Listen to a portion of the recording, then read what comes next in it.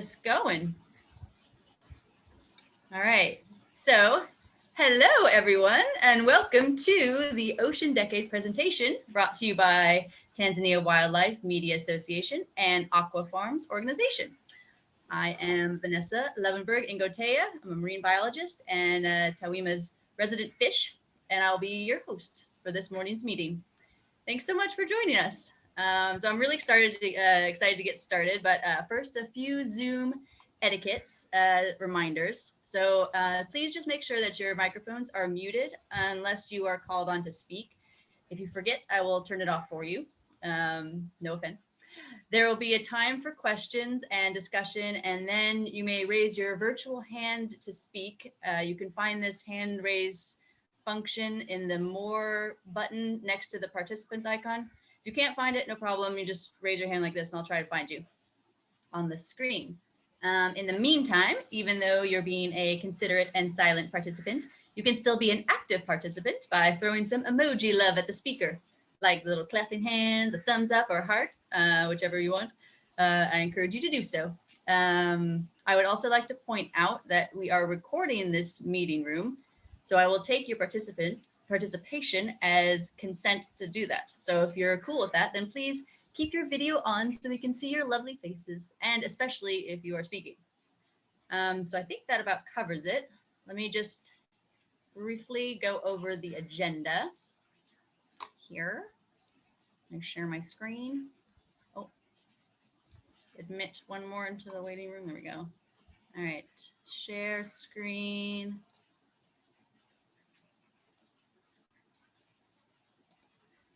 Oh, wait, there was one more person in the waiting room. Come back. Oh, there we go. Now they're coming in. Here we go. Okay, back to sharing. Let's go over the agenda.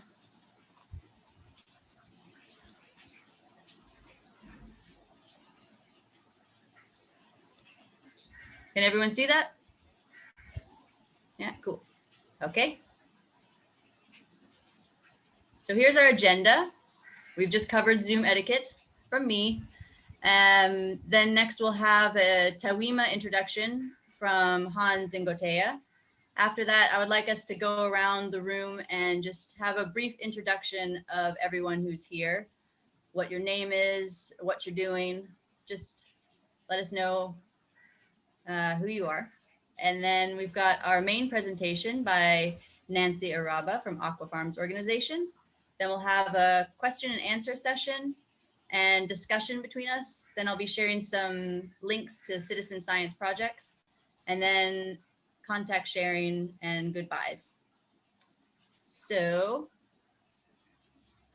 without further ado, let me present our first presenter, Hans Cosmas Ngotea, co-owner of Ngotea Wild and co-founder of LCMO and TaWiMA.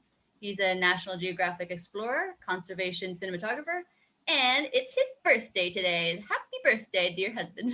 So tell us a little bit about TaWiMA. Thank you, Vanessa, for the lovely introduction.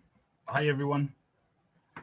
I'm just going to get you through a little bit about TaWiMA and what exactly we're doing and why we decided to host this workshop today. Actually, TaWiMA was started in 2018, and the main reason of starting TaWiMA was to push forward the wildlife media industry in Tanzania. As you know, Tanzania, we have almost 40-something% of our country, 43% of our country is protected, both marine and the land. But we didn't have, a place or an institution or an association that will help boost the protection and telling stories about this beautiful protected area in Tanzania. So we came up with the idea in 2018 with the team, and we decided to start TaWiMA, which will be that platform that will bring together the content creators in Tanzania and trying to discover different stories that we can tell. And one of the goals was to educate the general public about wildlife, promoting its protection, tourism, and conservation in general. And a team of 6 people, we started it, but as time goes on, we're growing, and we got a lot of people who are requesting to be part of the membership, and which is other opportunity that we have in TaWiMA. So we have different programs that we use, or method that we use to bring people and to raise awareness about this industry of media, wildlife media, content creators.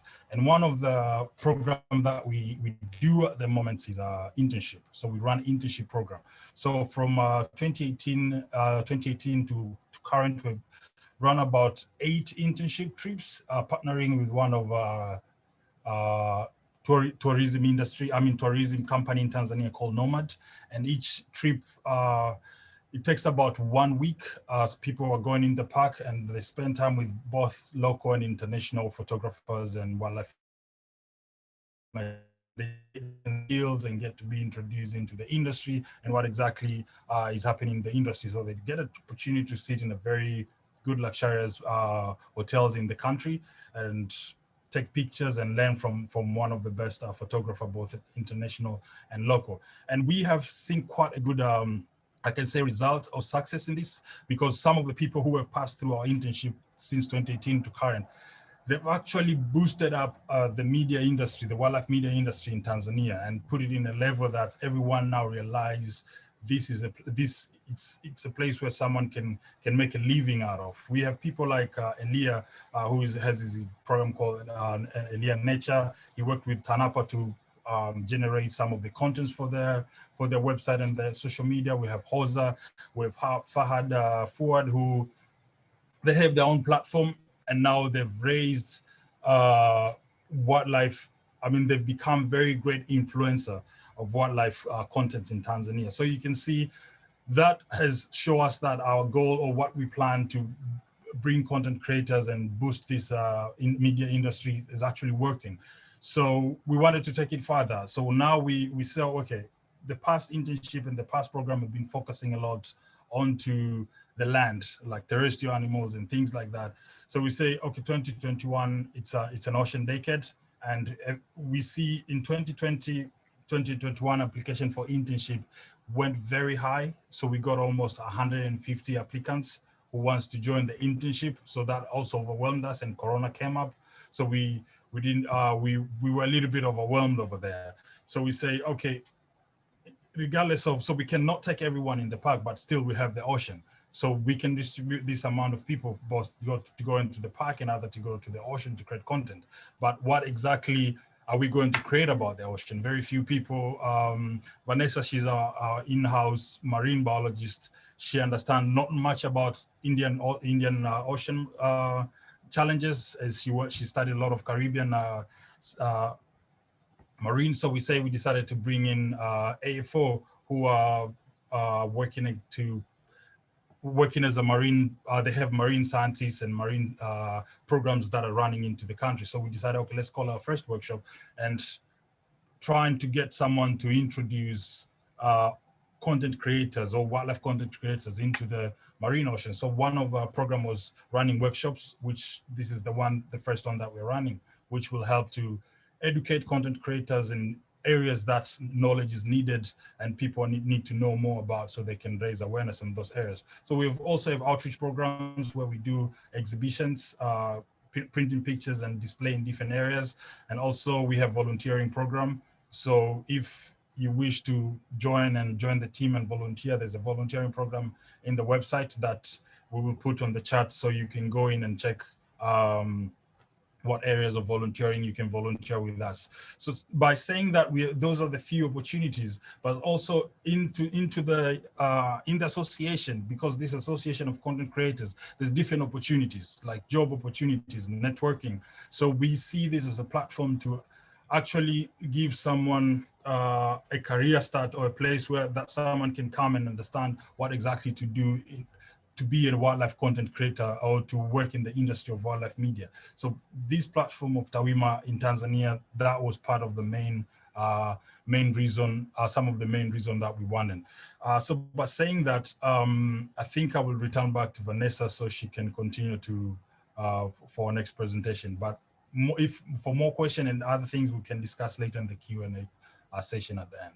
Thank you. That's great. Thanks so much, Hans.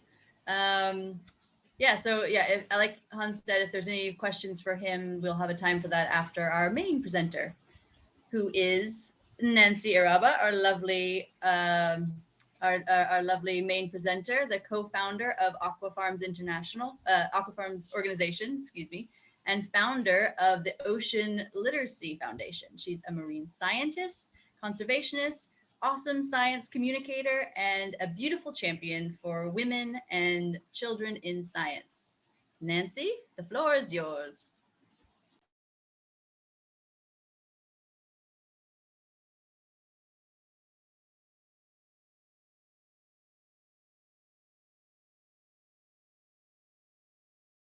Oh, you have to unmute yourself, Nancy.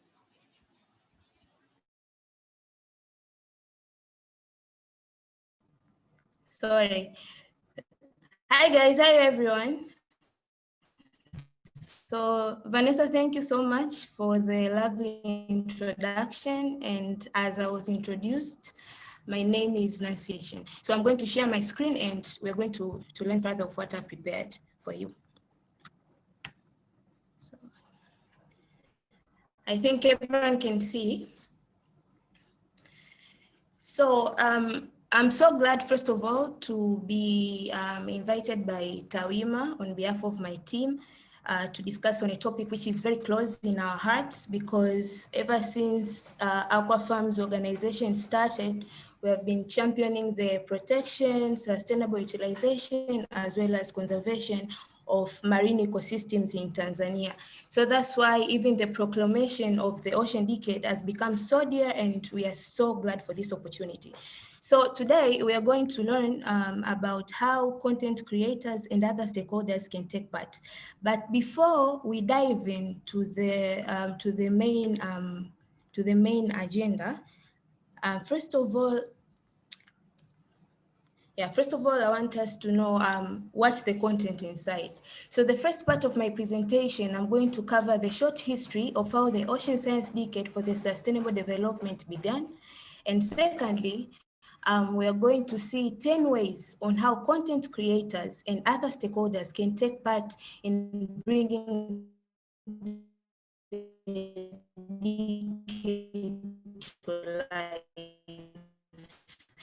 And the reason why I kept other stakeholders, because every person around is because you reflect thyself. The person I want you to reflect on is that what role can I play? So reflect on what role can I play as I go to dive into what Ocean Science Decade is all about, and how can we all take part. So first thing, how did this science decade of the ocean come about? So can you take 1 second to think? Yes, now we're diving in. So these are the ocean assessment United Nations, and that the humankind is running out of time.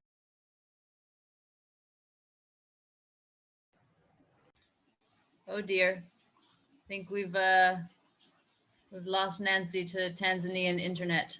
Oh, there she is. You're back. Okay, good. You were having a little trouble hearing you there. That you're turning into a computer. Maybe Nancy can pause his video. Just share the screen and pause his video. Maybe the internet where she is a little bit not strong. Yeah, good idea. All right, let's try that again.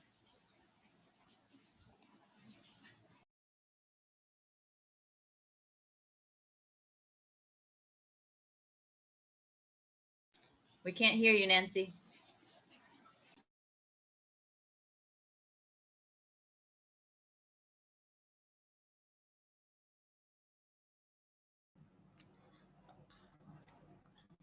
Yes, I'm back. Can you hear me? We can hear you now. Maybe go back 1 slide. Can you hear me? Okay.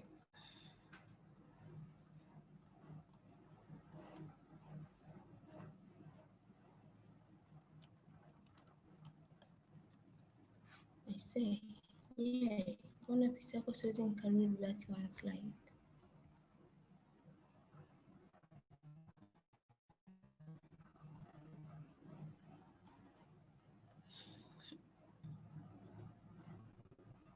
Can everyone see?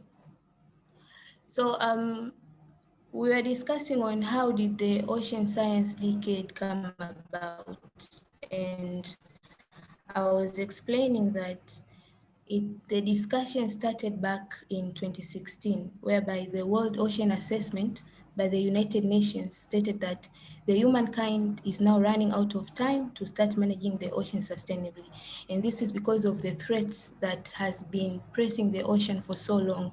And as we know, we have cases of pollution, especially the plastic pollution, which are deteriorating the marine life together with the marine ecosystem, but also we have unprecedented release of greenhouse gases that are causing high levels of climate change, which have led to temperature rise as well as the ocean acidification that are bleaching even our coral reefs.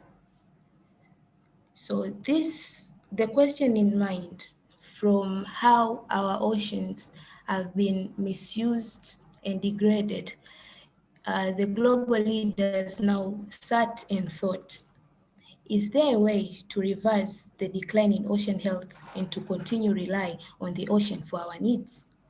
Despite of all the threats and despite of the conclusions that were showing that we are now running out of time to sustainably manage our ocean, the question in mind now came to be this one: if there is any type of way that we can revise this cycle of declining to continue rely on our ocean for our needs. So this type of question is what gave rise to the birth of the Ocean Science Decade, in which on 5th December 2017, the United Nations General Assembly proclaimed our oceans, and this was UNESCO. So what to note here is that the focus of this decade is on science. We need to produce science that can really link to action, because for over years, we have been producing science that diagnoses problems and there was no real link to actions whereby it has shown how it has changed on how we are conducting our sciences. And that's why the vision has been, the current vision is the science we need for the ocean we want. So that means all of us right now, we are the champions to make sure that we are reaching the type of the ocean we want. But again, the question in mind, what kind of the ocean do we really want? So I've highlighted, this is what I've been saying earlier. So the question in mind is, what does the ocean we want look like? So the Ocean Decade identified 7 areas of how our ocean, the ocean we want looks like. That means if we are able to deliver on these 7 areas, we shall have reached the healthier and sustainable ocean by 2030. So I'm going to elaborate each of these 7 outcomes in the next slides. So we are looking for to have a clean ocean. What does a clean ocean mean? A clean ocean where sources of pollution are identified, reduced, or removed.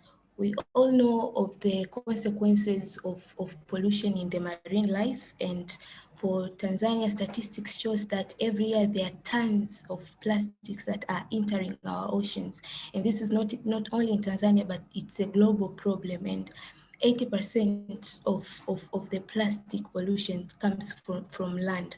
So what mitigations are we putting in place in order to be able to identify other sources and to reduce and remove these wastes, especially the plastics from our ocean? And the second outcome, we are looking for to have a healthy and resilient ocean. What does it mean? It means that where marine and coastal ecosystems are understood and well managed from multiple stressors. We are all facing unprecedented times of climate change. The climate change are affecting our marine ecosystems. So what mitigations, what solutions are we keeping in place to ensure that we have marine and coastal ecosystems that are well understood by our communities and are well managed from multiple stressors, especially the climate change? And the third outcome, we are looking to have productive oceans. We all know when we take a case study from Zanzibar, 80% of women from Zanzibar are depending on the seaweed farming to be able to sustain their livelihoods. But we also, on the other hand, the climate change has brutally impacted their production. That means that the production used to be high before compared to now. So we are looking for a productive ocean where there is sustainable food supply and sustainable ocean economy. And the fourth is the safe ocean. So our oceans it's facing from time to time climate-related hazards such as typhoons, storms. So we want a safe ocean where life and livelihoods are protected from ocean-related hazards, and it is safe for everyone, safe for future generation to live in. We want an ocean which is predicted, where the society and us can respond to changing, like currently we are around the sea level rise. So how does the society, our communities, our coastal communities and us understand? And if we understand the impact, how are we prepared to respond to these changing ocean conditions? So until everyone understands, then we have not yet reached there. And the sixth one, we want to have an open and equitable access to data, information, technology, and innovation. So the research says that there is inequalities, not equal opportunity when it comes to accessing data. And that's why there is even high level of uneven capacities distributions when it comes to ocean sciences. There are some countries which have really gone far, and there are some countries which were lagging behind. So what we need is an accessible ocean where data is made available for every person and for every country, regardless whether it's a developed country, to create a generation that has innovators, and we are working towards a common goal.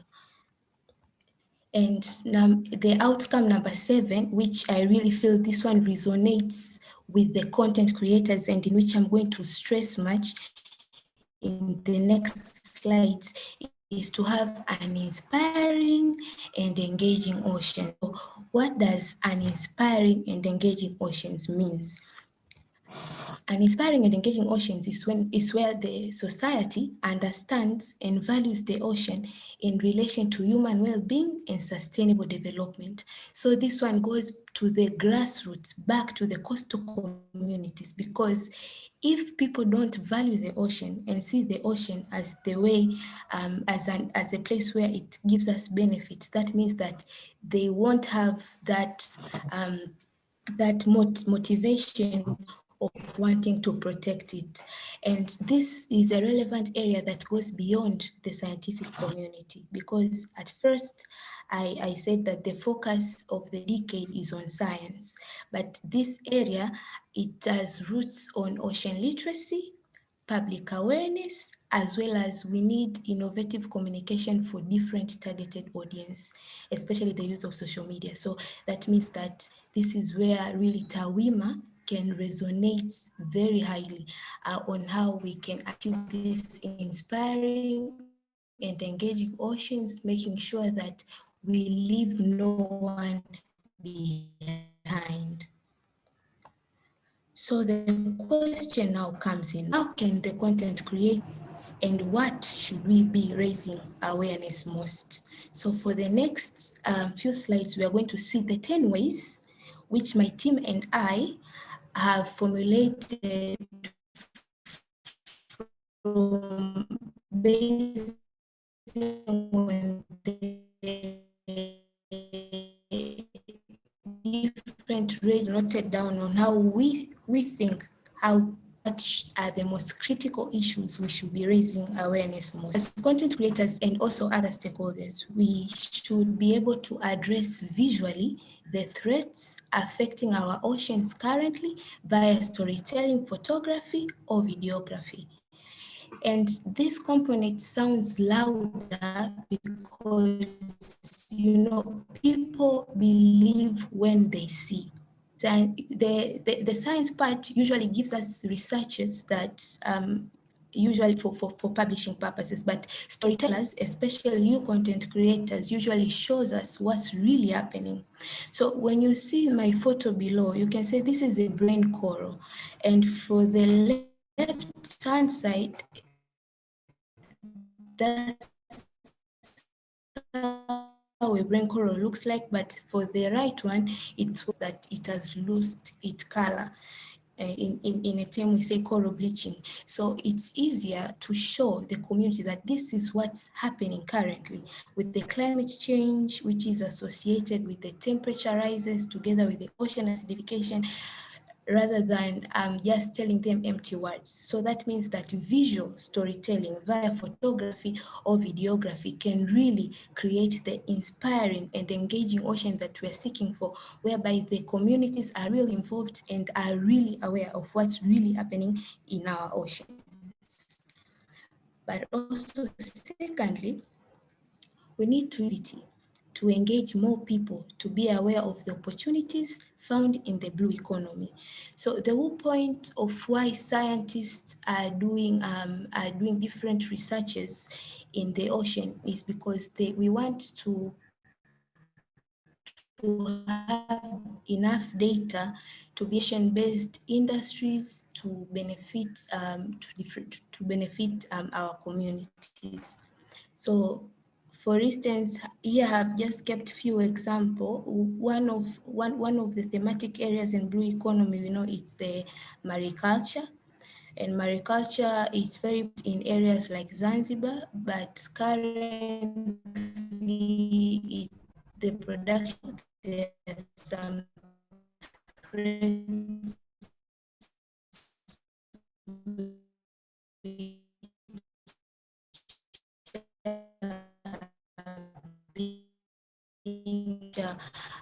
associated with the claim of oil and gas use is going to be able to show people how wide is the ocean is, how wide can people explore the opportunities and benefit themselves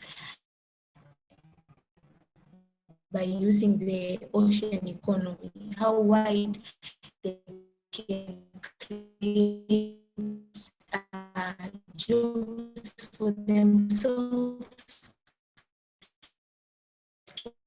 sustain their families, because sometimes we do face the challenges when you mention about the ocean, people think there's one fish, but actually there's so many ways that we have relevant examples, people who are depending on the ocean for the economic benefits. And thirdly, oh no, we've lost her again. Internet is not being fair this morning. Sorry about that, guys. I think she will be joining back very shortly, though. I see her now. I see two of her, actually. So one of them will be presenting shortly. Okay, people are still joining. Welcome, new joiners. Good to see you guys, or not see you. Okay, oh, we're back, cool. Hola, Nancy.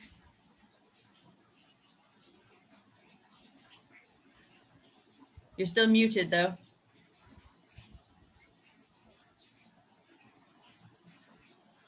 If you, I think, need to go back. Yeah, maybe just talk a little bit on slide 2. We were losing you there. Just the last bit about slide 2, the wrap up of that, and then go on to slide 3 or the point 3. Still can't hear you though.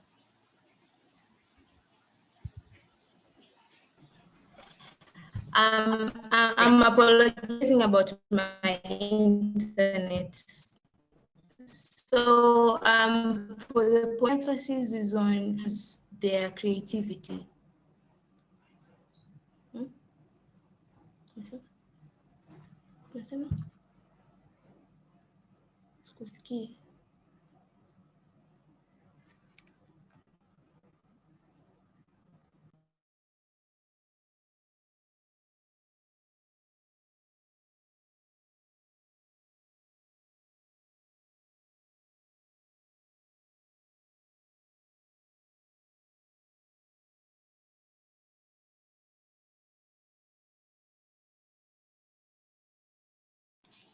Nancy, we can't hear you again. I don't know if it's your microphone or the internet. Again. Oh, you're there. I see your mouse moving. I think a lot of people are having internet problems. I've seen this guy Brighton join our Zoom like 5 times. Guys, I'm back. Can you hear me? Yes, we can hear you now. Yes, so for this point number 2, I'm stressing on using of creativity to engage more people to be aware of the opportunities found in blue economy. Blue economy is much related in the ocean, but it is of no doubt that most of the people are not aware of the opportunities which can be embraced around the blue economy. So I think there is an opportunity for the content to embrace this sector and to be able to people how wide is and how can they use it to create more jobs and to elevate their lives.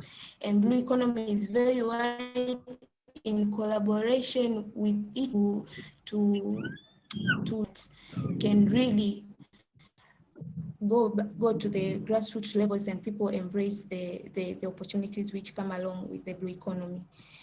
And thirdly, this is my favorite point. We as content creators should be able to forge partnerships and collaborations. We should work because not every content creator is a scientist. Not every content creator is a scientist like Vanessa. So that means that we all work in a different fields. But if we are able to work closely with the scientists and entities who are in the forefront in pushing forward the UN Decade of Earth Science agenda, that means we can be able to develop content that are relevant, that are up to date, that can really be able to push the UN Decade of Science forward, because each now and then there are meetings which are updating what has been documented. So here I've listed the lists of entities championing in Tanzania.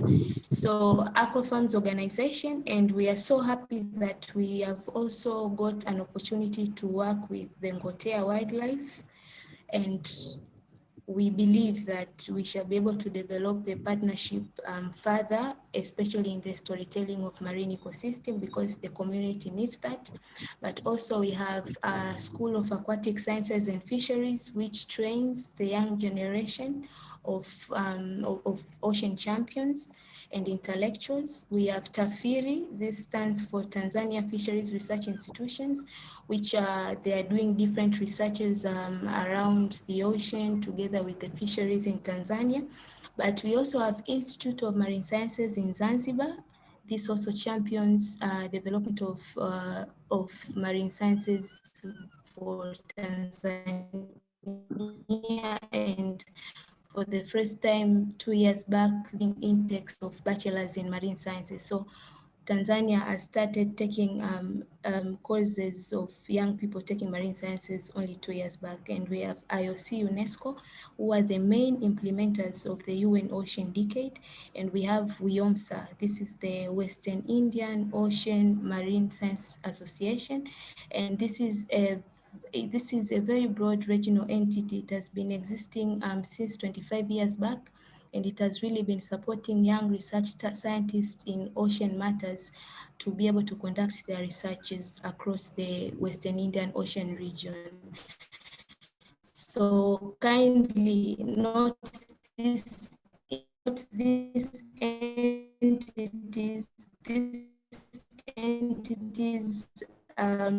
there is in pushing forward specifically for Tanzania. And my fourth point is that the content creators, through their partnerships and collaboration with the scientists, we should be able to break down the crucial scientific researches into language that every citizen can understand, because the challenge which we have with our science is that our sciences uses complex language because it's also meant to be read by researchers. But under the slogan of the Ocean Decade, which states leaving no one behind, that means that no one should be left behind in terms of knowledge, country. But also we can't deny sometimes scientific minds become very complex. So that means with the collaboration and the help of content creators, we can be able to break down the crucial scientific researches that impacts the society directly into language that every citizen can understand. And this, it will make the society to appreciate science for what solution that it can bring, and not the science that only exists in papers or publications. And my fifth point, I think this issue is cross-cutting. We know even in the Sustainable Development Goals, number 5, equality. But sadly, when we speak of the life below water, which falls under Sustainable Goal number 14, it is silent on gender. And that's why this is called the oceans. It incorporates all the 17 Sustainable Development Goals into creators. We should be able to use our talents to increase gender and diversity in the ocean-related sectors. Most of the time, women in these sectors are invisible. Their stories are not much well covered. Their contribution is not so much amplified. So as much as we champion for women in other sectors, it's the same for this UN Decade of Ocean Science. We need to champion and make visible to show diversity, to show gender diversity during this. Also, we can inspire the young generation to learn diving. As we know, especially for Tanzania per se, the culture of taking maybe our children to explore the life below water, it's very low. Very, very low. Personally, I didn't grow. I went to see a swimming pool during my bachelor. That's when I saw a swimming pool. My father or my mother never really took me to the ocean. So my inspiration from the ocean science comes at a very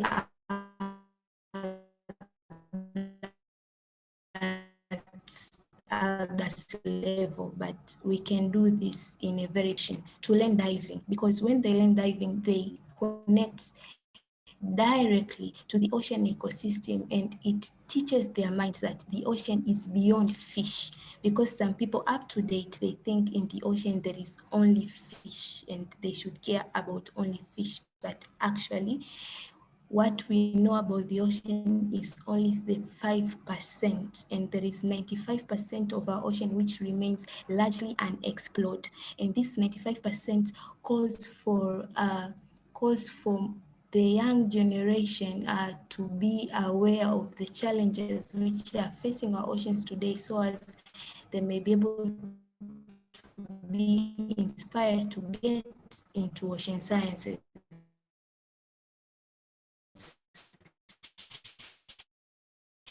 And this is something which the UN Decade of Ocean Sciences is really looking forward to, but I will play a part in this to show the creation of ocean scientists. But also, we all mean through creative writing about the ocean crucial ecosystems, people can be able to know about the benefits of mangroves, benefits of coral reefs, the seagrasses, and other ecosystem which lies in the deep water sea. This crucial breakthrough can spark curiosity and they can inspire action. So people will be knowing now, okay, so the ocean is more than what we think. The ocean has diverse of ecosystem. The ocean has a lot of yet to be discovered.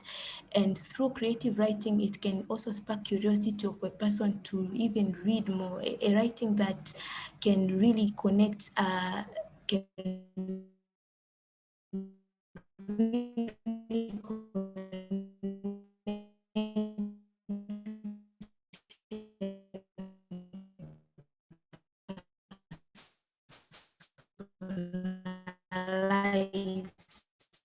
and there's so much into using of the digital tools. So also the captions. I think the captions, we have captions that can grab a person's attention. So having creative captions and attractive hashtags that will make people want to learn more about the ocean is going to be very crucial during this UN Decade Ocean of Science. So currently there is a team which is formulating the communication strategy. That means that there is also a room of improvement. But as content creators, because we are also in connection with the society, we can come up with the word from issues of gender time, we had generation equality, and with the United Nations IOC UNESCO is that to this period to be of generation. You know, we are the ocean generation. Post in attractive way to make a person want to really to learn more about the ocean. But also we can be ambassadors that the ocean is more than just fish, that every unique organism can spark a sense of wonder. The ocean and every organism tells a story. Every organism tells a story. So we can inspire this, and we can find platforms to share stories concerning these organisms in which really can spark that sense of wonder and curiosity. But also to inspire ocean ecotourism. This falls under the coastal tourism, as much as we inspire the other part of touring, like going to the national parks. They are really beautiful places which we can really unzip, and people can be able to visit seaweed farming. There are people who are farming their seaweeds in very deep waters, and people can be able to take that as a tour and see how this farming is being done, so as many people can be aware of, together with also any other opportunities. And my last point is that TaWiMA can consider to train scientists on ways to communicate their results creatively to the targeted audience in order to inspire action. Because I'm also in a science community, and to be honest, most of the scientists struggle on a way to present their results creatively in a way that it can have an impact to the society.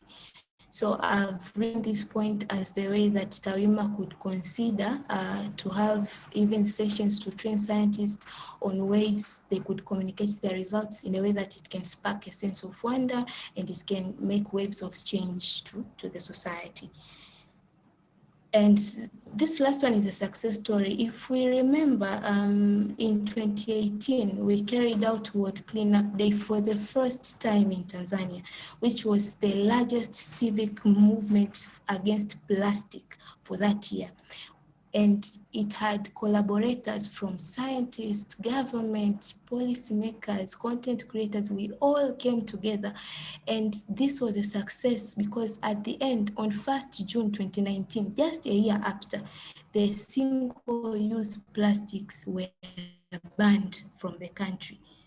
So we can draw inspiration from such stories, because even the UN Decade of Science depends on a power of collaboration, that it foresees that if we forge global efforts, then we can be able to bring the change we need. And in Tanzania, we have been able to see this. During the World Cleanup Day, we made waves of change. We convinced the policymakers to ban the single-use plastic. So that means if this was possible, then with the power of collaboration, we can truly, truly achieve anything we want. And this is my call for action as I end up. Ocean Decade is everyone's decade. Ocean Decade is everyone's. Please, let's work together and bring the ocean we want.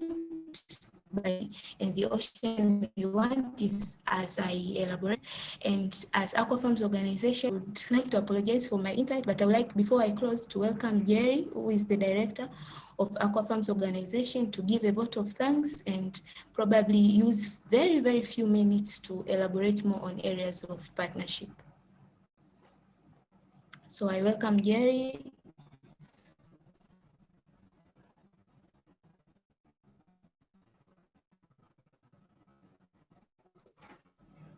Hello. Thank you, Nancy. Great presentation. And I hope everyone enjoyed it. And it's a privilege that Aqua Farms, we've been in a position to share what we think around ocean and science communication. Every year we usually organize the World Ocean Decade. The World Oceans Day, and there are usually different themes that come along that day. And this year, 2021, it will be around the ocean, life, and livelihoods. So the point is about sharing the fact that the ocean is supporting life and humanity, but also pushing towards sustainability and everything that evolves around it. So if any one of you is looking forward towards communicating anything around their work with the ocean, we would want to invite you to work with us on the World Oceans Day. That is usually June 8th every year. And this year it's going to be around life and livelihoods. So that's the first area. But also, if you're interested to come and learn more, do not hesitate to communicate directly to Nancy or talk to Hans and Vanessa so that they can link you up, and we can always communicate around how we could push ocean science together. Yeah.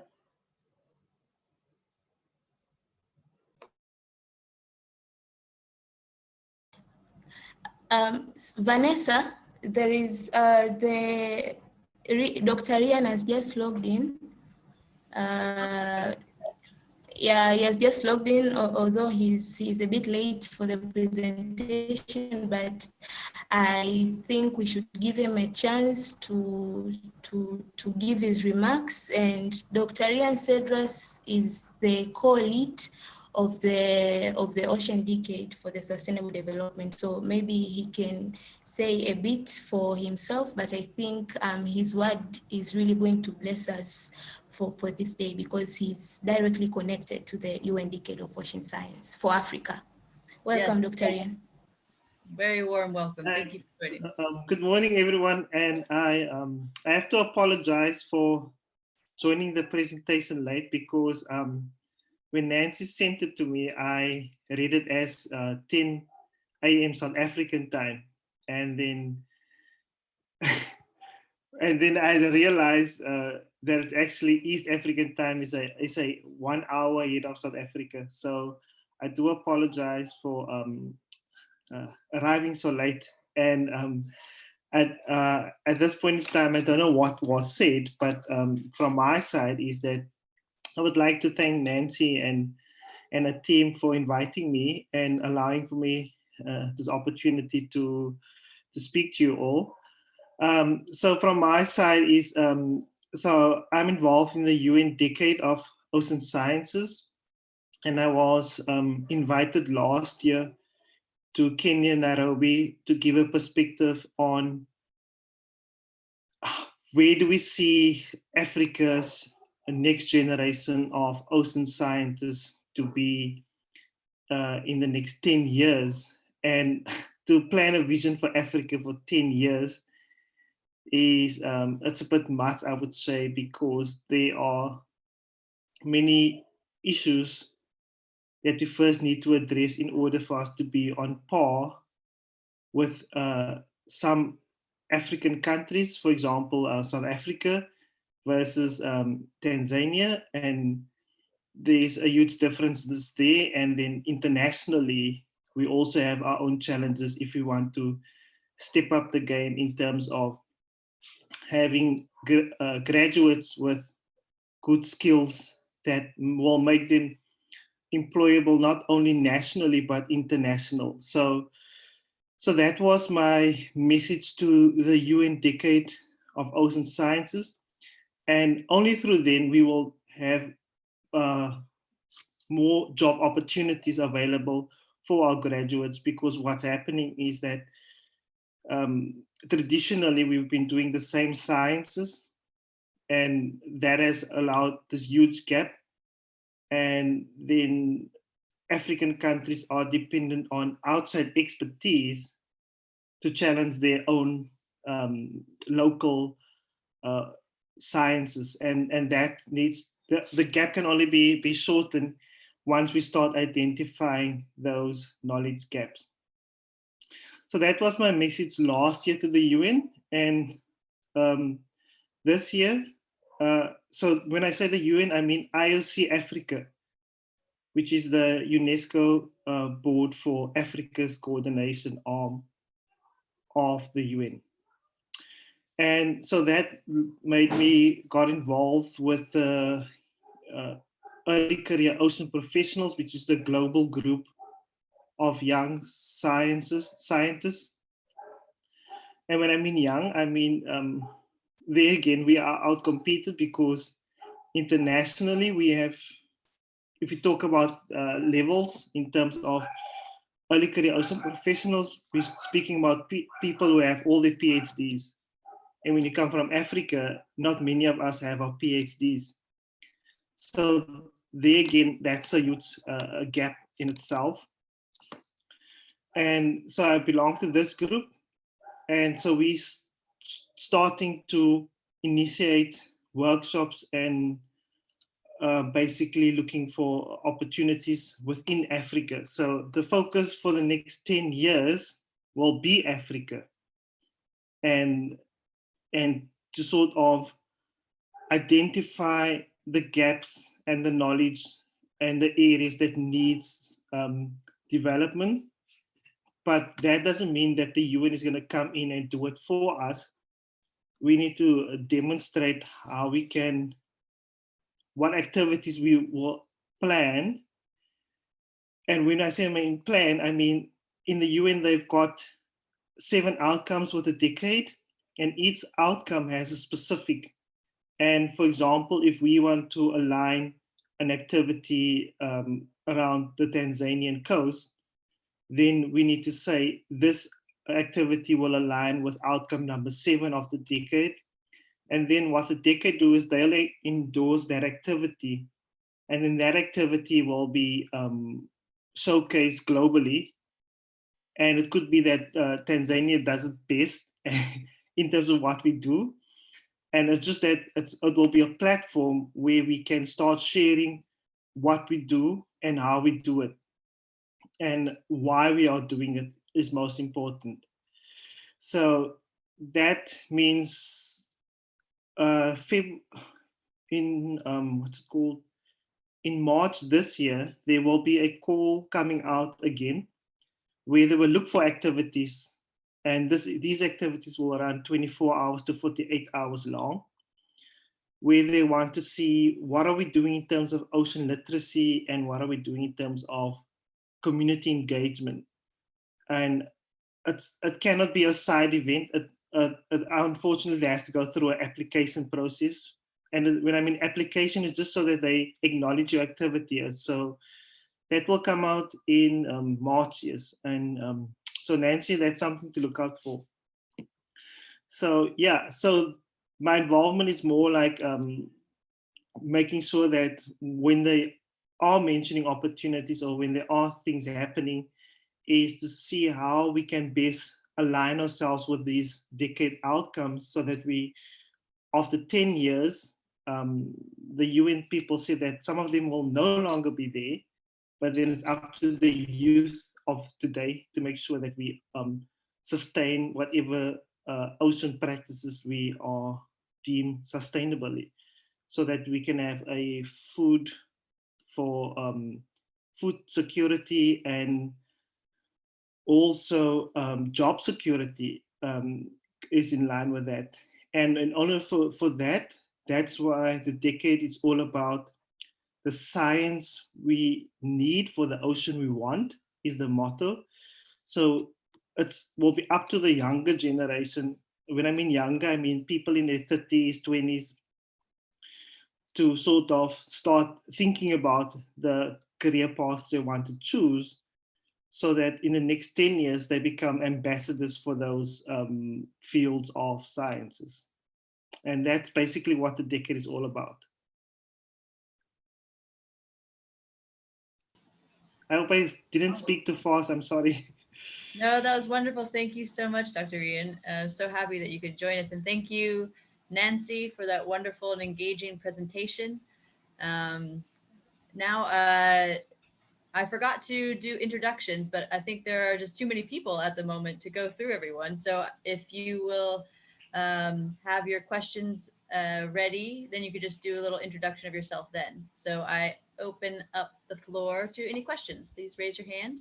Let me know if you have a question. I see there's been some questions here in the chat group. So Daniel, would you like to jump on and ask your question?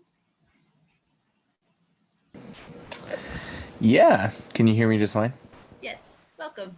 Awesome.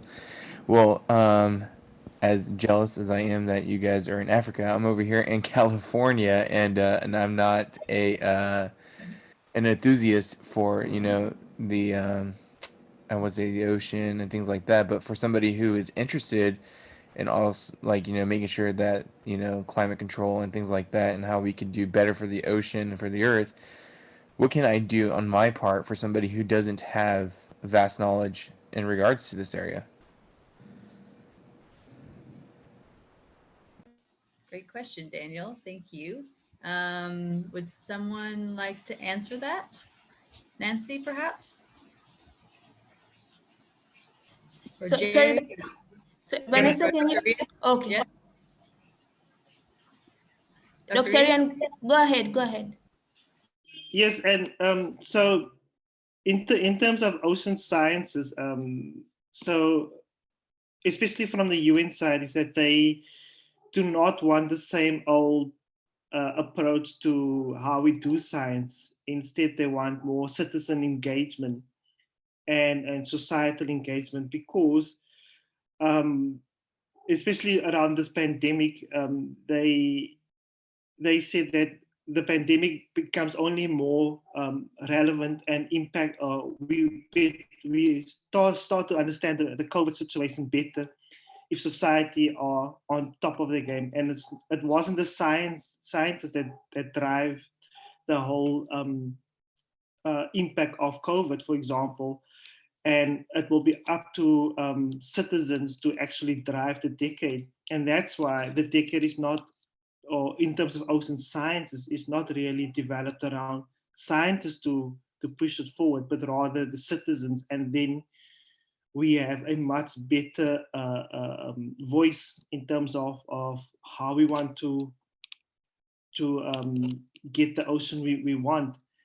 And so there are many platforms we can advise you to start becoming an active member, or in your own capacity is look at ways of how you can sort of become part of such organizations, for example, is one example. And there are many other ways, but ocean literacy is the key one that basically that you are speaking about, because ocean literacy is how do we communicate to those individuals who do not have the basic understanding of what is the ocean about, what does it give us, and that's the type of messages that they want us to think about. I don't know if that answers some of your question though. Yeah, that was great. I also will be sharing some links to some citizen science projects that you can join after the Q&A discussion. Also, if you are planning on leaving the group, before you do so, please leave your email so we can get in contact and stay in communication about this. So thank you so much. Now we've got a little hand raised. Hans, would you like to ask your question?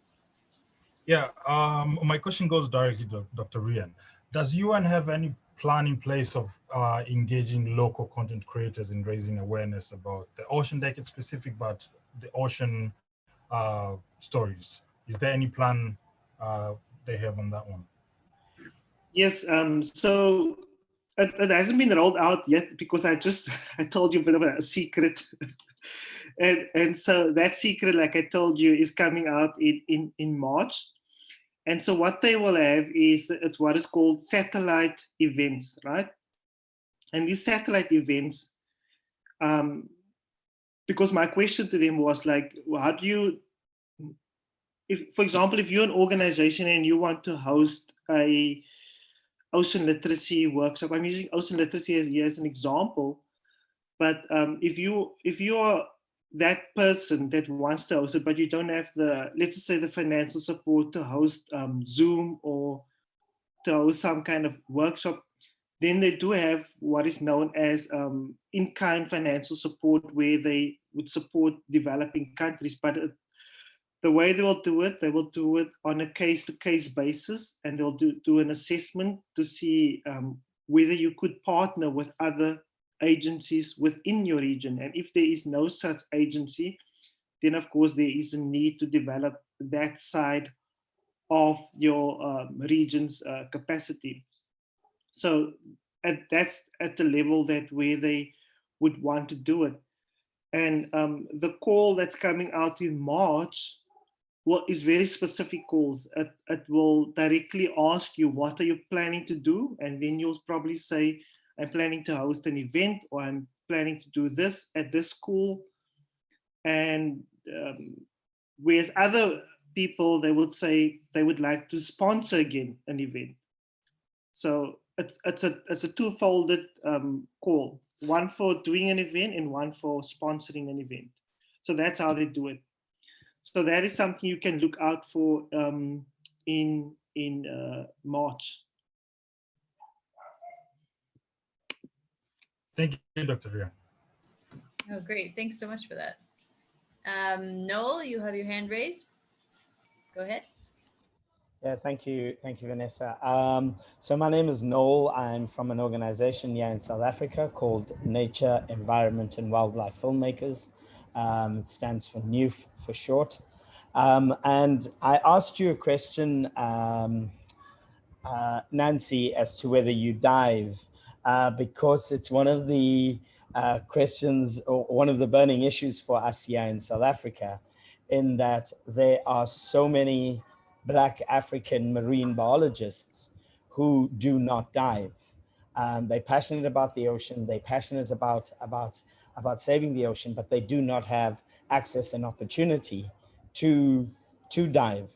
That on top of one of the biggest issues before I move on to that, I'll give you a practical example. I personally probably know in South Africa about 10 marine biologists, and there's only one of them that has got has a dive license. We've managed to put 3 of them since then through the process in terms of getting a dive license. But you know, I find it absolutely crazy that a student can be an honors graduate, a marine biologist honors graduate, and they've never seen the ocean. They've never been underneath the ocean. I mean, what an indictment of our institutions and the situation in Africa. And then the same thing passes over into storytellers and filmmakers. Back in 2018, you know, so Africa is surrounded by 30,000 kilometers of coastline.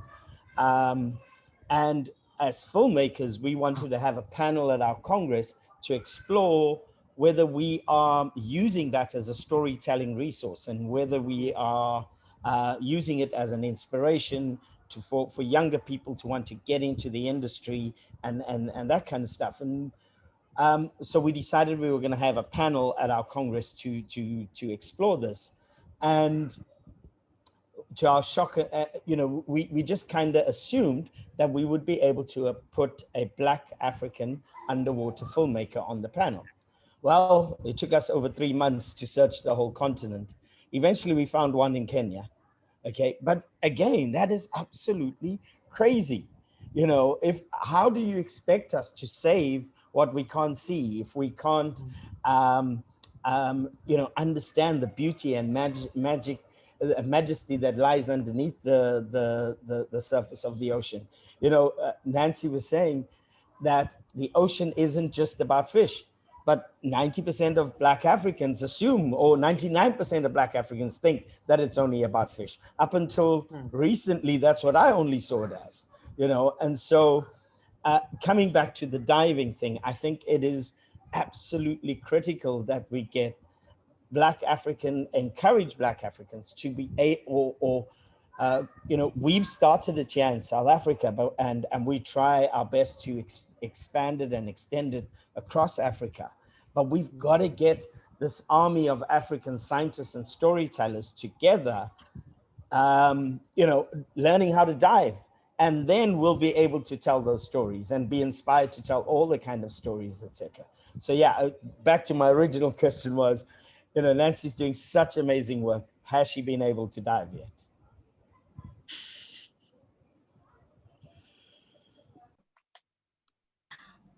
Noel, thank you so much for your question. But before I answer you directly, I would like to take you back, if you guys won't be bored with my story. In Africa per se, it's very unusual to find a young person desiring to get into marine science. Very, very unusual. I can tell you almost half of my class, if not all of them, went into that course without really knowing what's really ahead, you know? So at first I was desiring to be a medical doctor, okay? So when it came a selection and I was selected to get into marine science, water-related courses, to be honest, I was devastated. I cried for 2 days because first of all, I didn't see a future in that. And basically, as Africans, we have no culture of going to the beach. Even we have culture of going to the beach, but just for refreshment at the shore, not really getting inside. So maybe what I can share right now, it was my first encounter of really, my first encounter of the ocean was when I got funded with IOC UNESCO in consecutively 2018 and 2019 to be on board the SA Agalas with Dr. Rian. I think that's where I met Dr. Rian in SA Agalas to research the ocean for almost a month. That's when at first I felt in contact with the ocean, because at first I felt like, okay, so what am I going to be doing with this knowledge? So being in that vessel and connecting with different senior scientists, that's when really my spark began. And it's when I decided that I think I'm going to enter my full fit in this area. So at that time, during my bachelor, we had courses of swimming, okay? And I can't lie, I'm not so much of a good swimmer. At first, I drowned. I was drowning, and the trainer was very harsh. Very harsh, you know. I'm going there. It is the first time I'm entering a swimming pool at university level. And I'm not saying this, I'm saying that this reflects to most of us, not only Nancy, don't laugh at Nancy. And I'm telling you, even for Tanzania, for the first time, even some of us saw a swimming pool.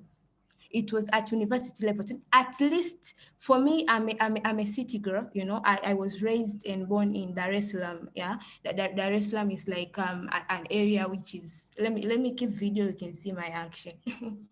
So Dar es Salaam, Dar es Salaam is like a central place for Tanzania. So others are coming from the southern parts, you know. It was really sad. So some of us were even better than that. So going to the, I think to the research cruise and seeing the technology, to be honest, in Tanzania, we have not that technology like how South Africans you have.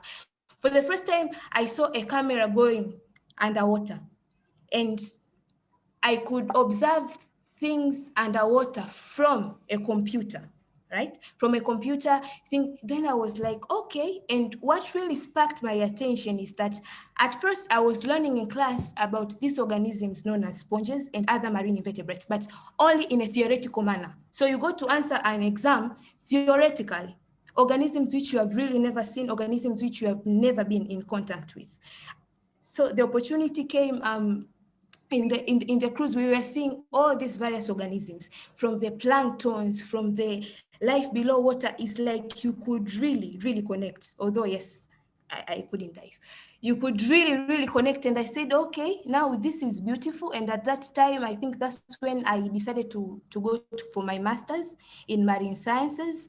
And I decided at the beginning of this year to get the certificate, the PADI certificate for diving. But also I can't also overemphasize about the challenges when it comes to the high associated costs, the cost which comes with it, especially for us who are from families which are still, and this is, I'm representing not only Nancy, I'm speaking broadly on behalf of even other Tanzanians. There are costs which are associated with that to really get that certificate, so that I'm now really certified diver. So you find like you just have a friend who teaches you, you go, you drown together, you just go up. But at the end of the day, yes, I know that is really important.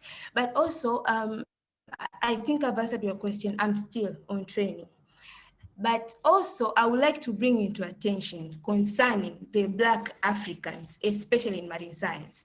So in Tanzania, okay, please note this. In Tanzania, Bachelor of Marine Science was established in 2019 for the first time, okay?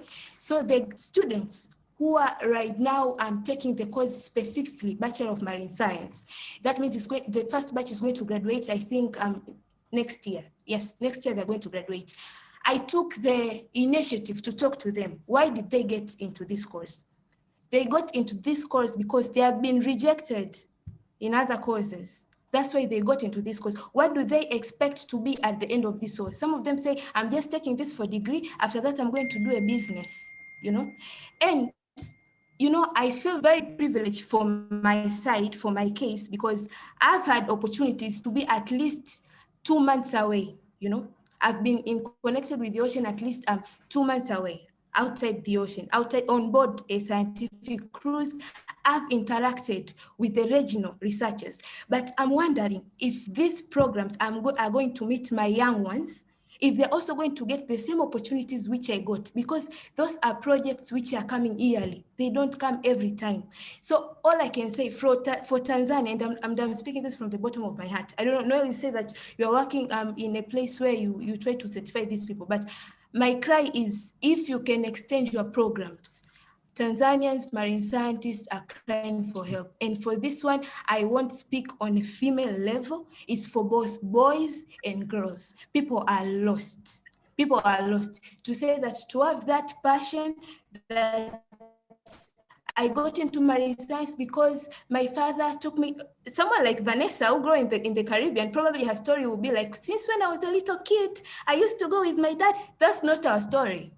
I was selected to this course. I don't know how it is. My father said, go and study, get a degree, you will know later what to do. So marine science is crying for help. I use so much voice. I use so much voice in marine sciences. It's because I decided to stay, because at first people are getting into this course with no role models. You can't really sometimes, because you find even our lecturers, God forgive me, but our lecturers, when they graduate, they come to teach us. But to say a person to stay in the front line, at least to try to get people into the course, it becomes a problem. So to me, I still think we have a long way to go. And that's why when Vanessa invited me to give this presentation, I highlighted much on the inspiring and engaging ocean. So that means that content creators and the scientists, we can truly work together. Otherwise, marine sciences, I don't know, Dr. Rian, I think you have heard me, but the students, I'm really afraid that for the next 3 years, we might have zero enrollment of marine sciences in Tanzania. So the UN Decade of Ocean Science really has a big role to do. Noel, if you can extend your hand, especially if we want to have a lot of African divers, I'm really trying my best, but if we really want to have a lot of African divers, the point of collaboration should merge in together. Specifically, Tanzania is crying for help. And yes, when you come, even in my organization, we are 13 of us, but I think a person who is really professional is really one. I won't lie to you, it's really one. To really get this, their financial implications, when you say, okay, so whom can we send the budget? And we're just an NGO, which is really trying to leap its feet forward, So we need to think, you need to save up in order to go and do and to come back. So that's why I have so much faith in this UN Decade of Ocean Science. I feel like it's going to make a difference. And Dr. Rian, I really trust in your leadership. That's why I'm really keeping in contact. I really trust in your leadership. I hope these things in future are going to change. I hope that my daughter won't have to go and experience a swimming pool when she goes to a bachelor degree. I wish my daughter experiences a swimming pool at least when that age has reached, when she can just walk, she can go and get that experience. But for some of us, we are really trying our best, but we are crying for help. That is my message. I can't lie. We are truly crying for help. Thank you so much, Nancy, for that wonderfully inspiring and charming answer and backstory. Dula, you've had your hand raised for a while. Please, you have a question? You just went away, though. Are you there? Okay, there you are.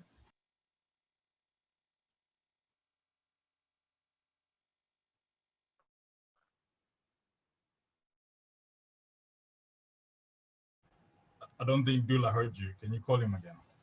Dula, can you hear us? Oh yeah. Oh yeah. Now I can. Okay, go ahead. I was out of connection. I never heard that you allowed me to go through. Yes. First of all, can you guys hear me? Okay. First, I would like to thank everyone for your contribution. And yeah. First of all, my name is Dula, and I'm also a member in the TaWiMA Association. But as a career, I'm a wildlife guide, and I'm actually based much more in the bush, as you can see. This is my home. And so, yeah, I just wanted to go back to refer back to Daniel's question. There's a part that I missed when he asked Brian in how to get involved, because for some of us, we are less informed about what's happening in the ocean. And of course, if I'd like to expand my guiding career into guiding people into the ocean. Now, thinking on how we should get involved, I would like Ryan to go through on how he was saying, or how he was advising us in how people would get involved, especially for those who have no knowledge of the ocean, because I missed that part. That's the first thing. And of course, I'd like to thank Nancy, because she's actually insisting, if you want to get involved in this thing, you just have to dive in, just go there, find a way to be involved. I mean, I'm happy I get access to people like Vanessa, and now I'm getting to know Nancy. And of course, we can hook up next time and try and have an experience into the ocean and dive. So yeah, just to be specific, please, Ryan, can you just take me back on the part where you're saying on how you can get involved, especially for those who have never been into the ocean before, please? Yeah, thank you, Abdullah, for that question. And I think it's a question that many people often ask, even at the conferences we attend. You go to a symposium and you're hoping to get all the answers, and they often say, yes, everything is there, but that's the thing about science is that there's always an assumption that we make, although we know what the cause of assumptions are.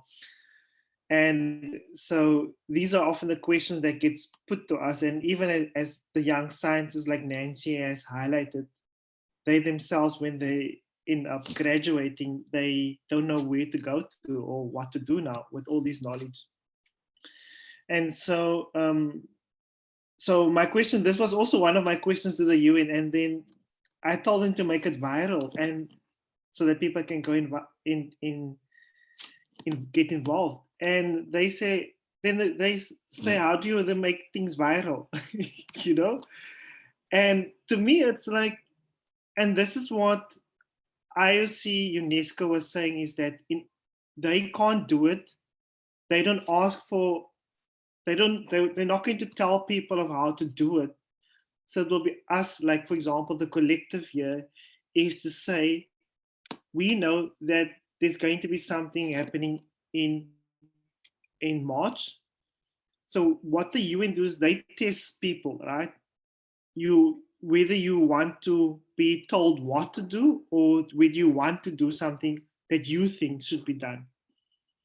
So that's the motto they're going, because there was the decade of biodiversity, there was other decades before, but what they find is that if they tell people on what to do, it is not as impactful as they would have liked it to be. And that's why for this decade, they would rather put up, like I said, UNESCO, I think I'll get the link and then I'll share it later with everyone.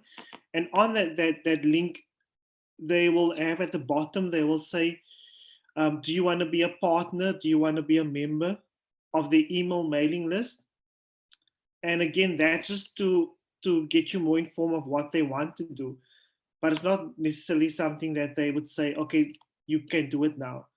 So that's why I was saying the call that's coming out in March, since we are in a collective year and we've got diving, we've got media, we've got everything. So the idea is then to put a package together, right? And that package becomes a holistic approach of how we can do something, and not on a big scale, but for the next, so we call it laboratories. And in a lab, there are different components to this. So it will run 24 hours to 48 hours. So let's just say they start in China first, and they will move across the globe until the end in the US. So when the timeline comes to Africa, then what is Africa's contribution to the decade? And that will be an activity that, for example, the group here can put together and say, in November 2021, this is what we are planning to do. And we're wanting to show that we will have 3 divers. So it's basically getting ideas out and telling the decade, this is what we think we should be doing in order to engage more people and have all the relevant stakeholders participate in this kind of events, because that's what they want to see. So that's the only thing that it's a lot of work, because it will have to be driven by us, for example, that's within this meeting. They're not going to tell us what to do. We must tell them what we would like to do. I hope that answers some of your questions, but again, I'll share the link of where you can get the partnerships. Wonderful, thank you so much. Okay, we'll go to Jose now, who has had a question for a while.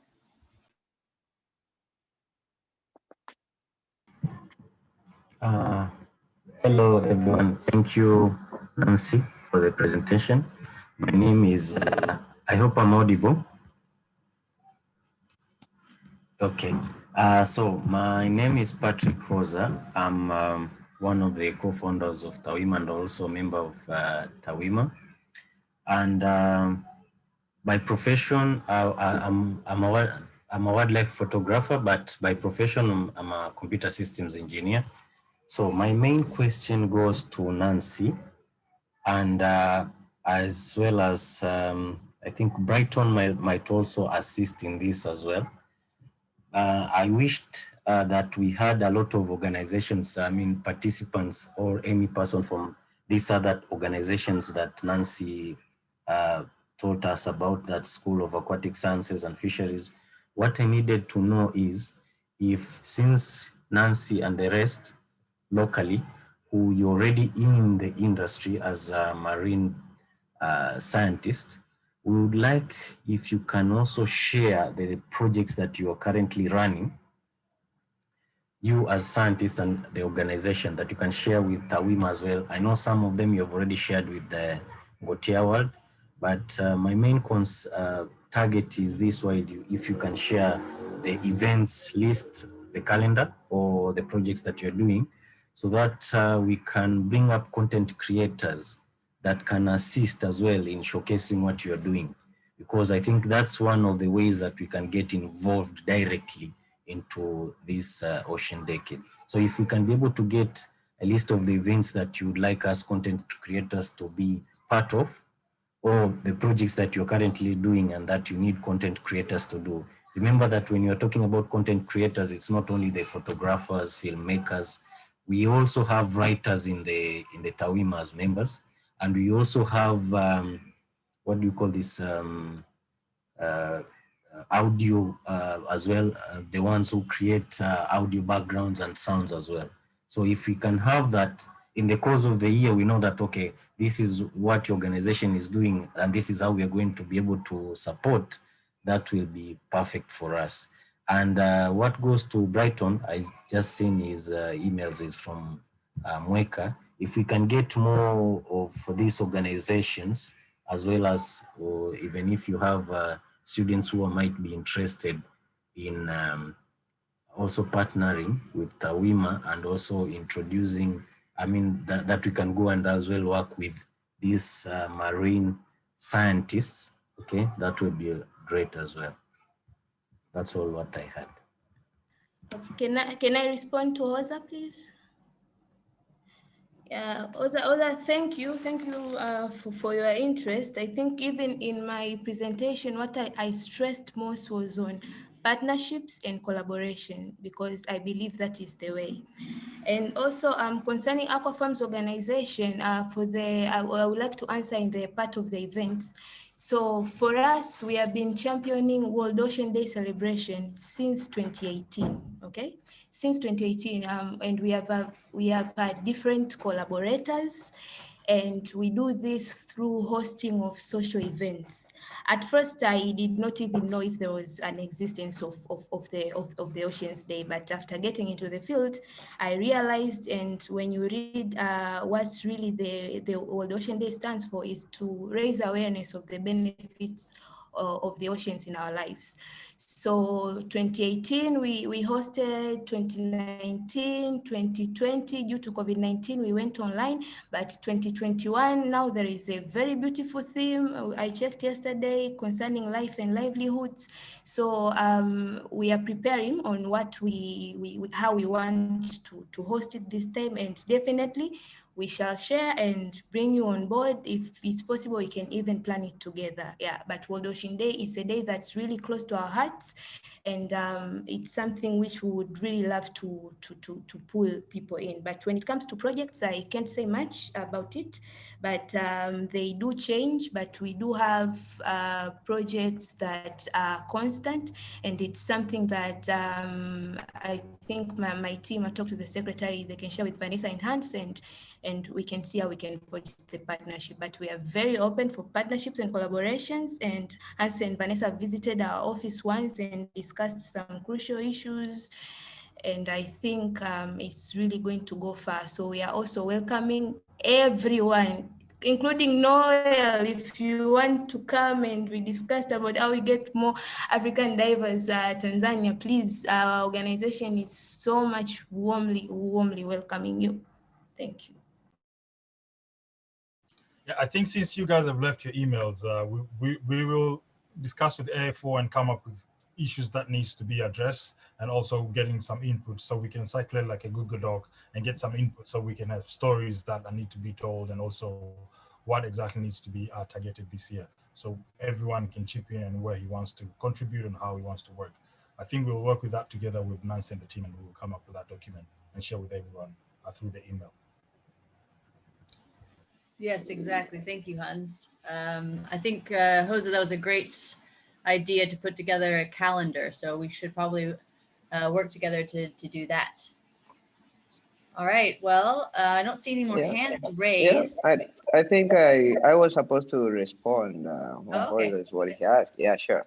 So when he asked about some collaborators, for instance, a student from Mweka Wildlife, I can say, from my understanding and what I saw from Mweka, most of students, they are very eager to learn, and they are very, very interested to find some conservation programs like this. So what was lacking is the information or link where or who they can contact in order to be exposed into such kind of environment or kind of new learnings. So through this platform, I think if we can reach out and let them know, they'll be willing to participate. And yes, 100%, I can guarantee that. I see how much they give themselves when it comes to different organizations that are associated to conservation issues, and specifically not specifically only on wilderness, but also as long as something it is much more focused in conservation and sustainability issues. Students are very, very interested into that, because now it's becoming no longer like something to find for job. It's kind of like they're doing it for passion. So I think this is another venture for my students and my fellow colleagues to join up and team up in this platform.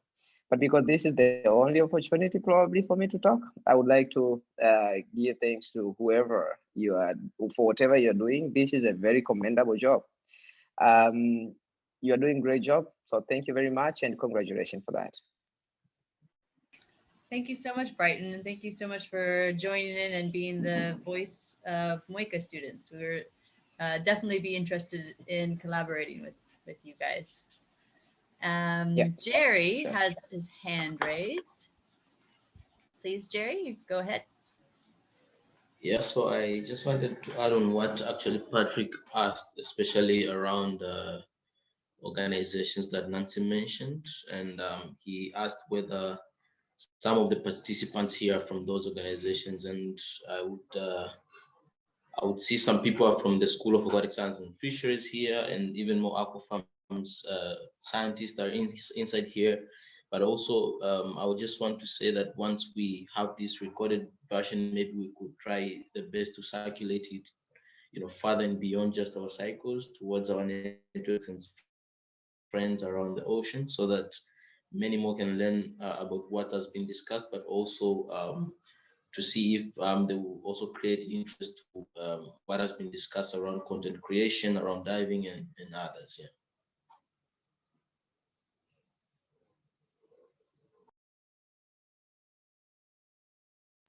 Did you guys hear me? Yes, thank you, Jerry. Yeah. Would someone like to answer that?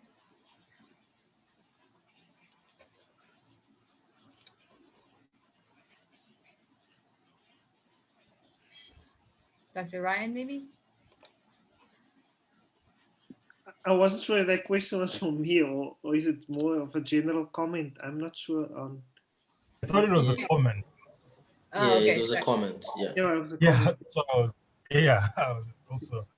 Oh, sorry. Okay, I missed that. Okay, thank you. Is there anyone who has something else to ask or discuss? Grace, would you like to say anything? Can I? You can go ahead, Ryan. No, Grace. I think it's your turn. That's fine.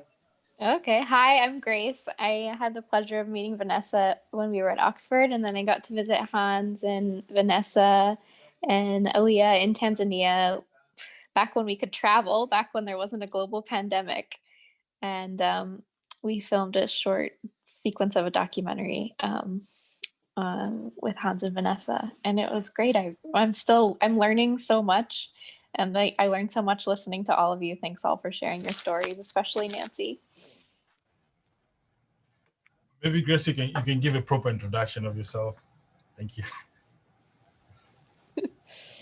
What else? What do you want to know? Like, what are you working on? What's your project? So maybe someone will be interested, or I'm sure Nancy will be interested to know what you're doing. So I'm an ocean engineer. I work on underwater technology, especially underwater camera systems and sensors. And I'm an engineer right now. I work for one of the alphabet companies in California. So I'm in California right now. It's almost 1 o'clock in the morning. And I've been working on this project for about 2 years. We're mostly working with fish farms in Norway. Yeah. There might be some, it's not obvious like what overlap is with the work you're doing, but maybe there's something. Maybe we can find something.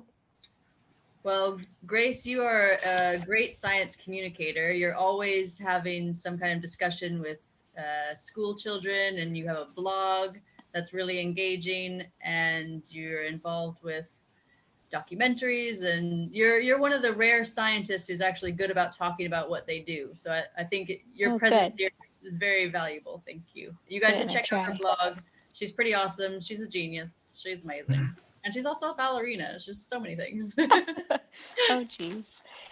I realize how fortunate, when we were listening to Nancy, like I'm one of the kids I was able to learn to swim when I was young at the pool. I remember my grandma spent a month with me because I was really scared to get my face wet at first. But I was able to learn to swim when I was really young and spend time on the waters too. I noticed too, we were all talking about diving earlier, scuba diving.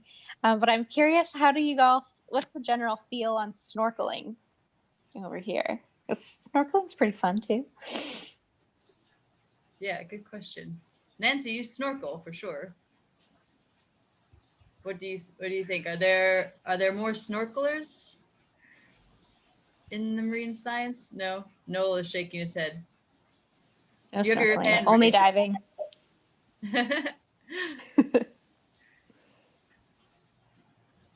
I'm shaking. Excuse me. I'm shaking my head because one of the it's crazy to say this, but it's actually easier to dive if you're not a good swimmer than it is to snorkel. And because swimming is such a big challenge for us as Black Africans, it's impossible. We're 10 times more afraid of snorkeling than we would be of diving. Once you actually start diving, then you realize, how much more easier it is than to snorkel, number one. Number two, or now that I'm speaking, I just wanted to ask you,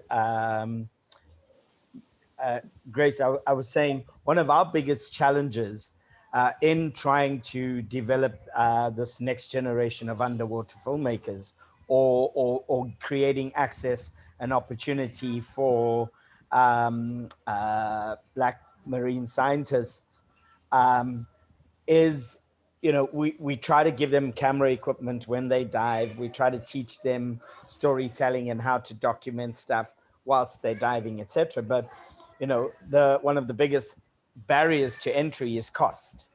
And, the camera housings, I mean, in some cases are double the price of a camera.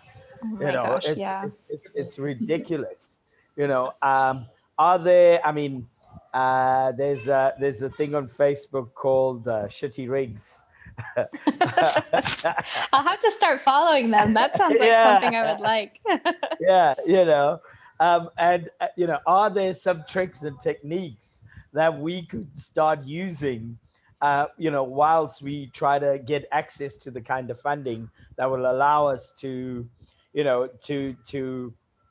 house, a red. I mean, Hans has got a red, but imagine us saying to him, Hans, let us put this in a homemade underwater. Yeah, good luck convincing Hans to do that.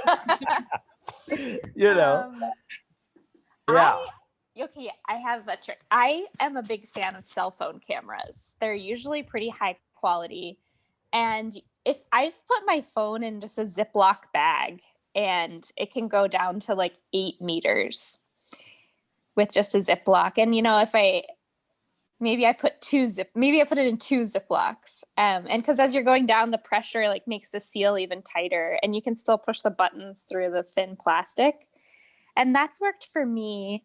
I usually save my old phones that yeah, if you only have one phone, like you're probably not going to want to do this. I mean, I'll save my old phones, but and I have these old camera phones, old iPhones, like that works okay. Because I find with underwater photography too, a lot of the quality of the photo isn't just the camera that you have, but it's the day that you go. Like if the visibility is really bad that day, even with Hans's red camera in a fancy Ziploc bag, it's not going to look good. So as you're still learning the cell phone cameras, I like using.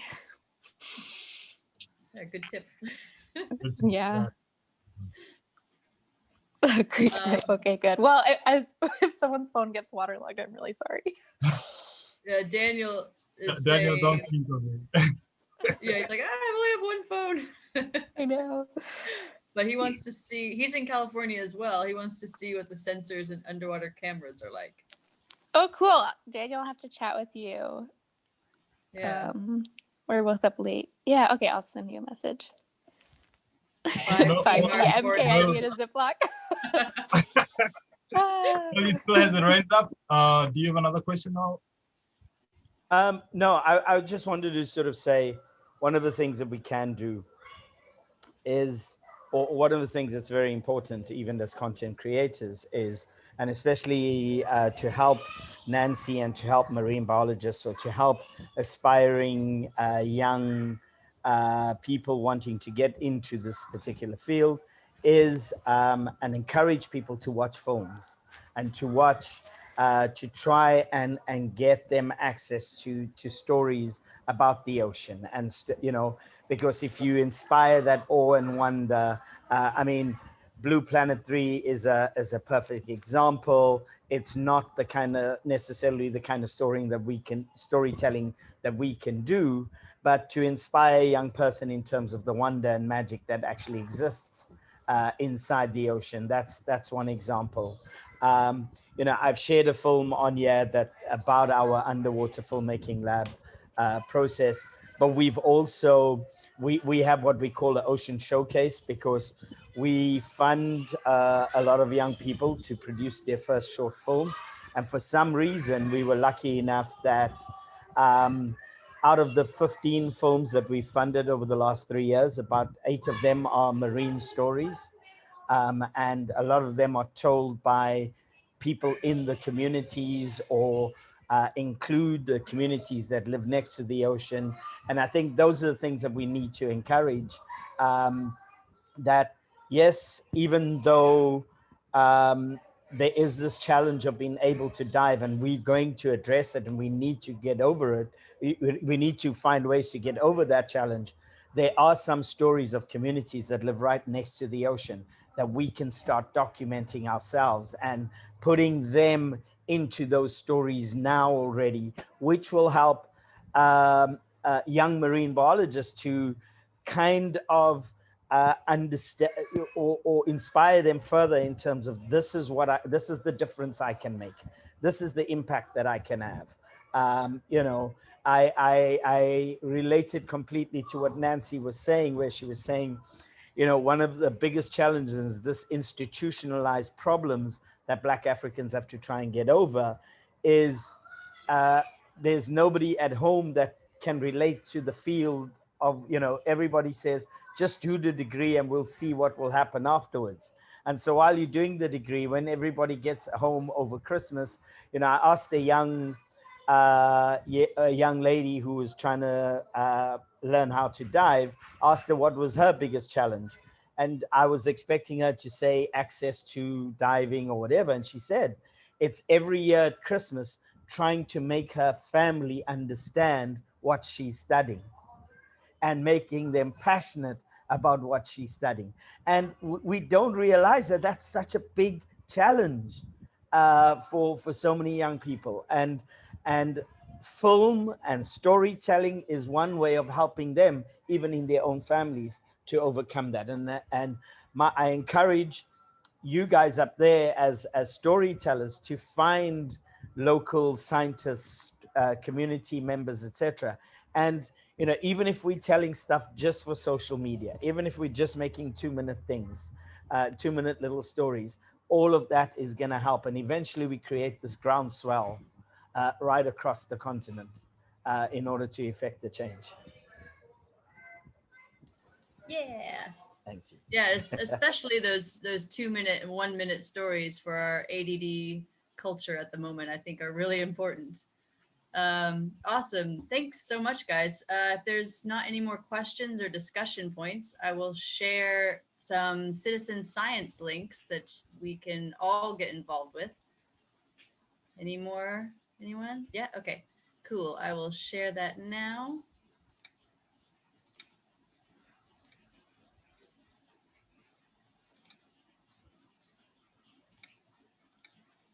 Okay, can everyone see that?